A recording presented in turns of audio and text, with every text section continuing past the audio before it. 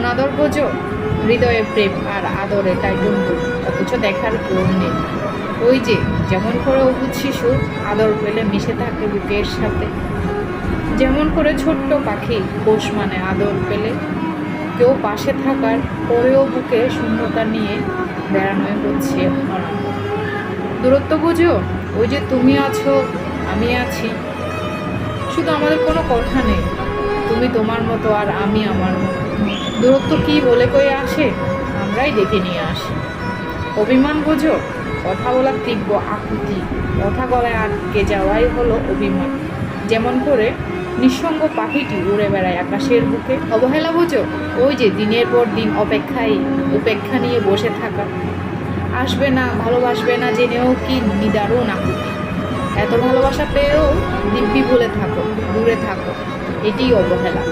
তুমি এত কিছু বুঝো, শুধু মন বোঝো না, মনের আকুতি বোঝো না।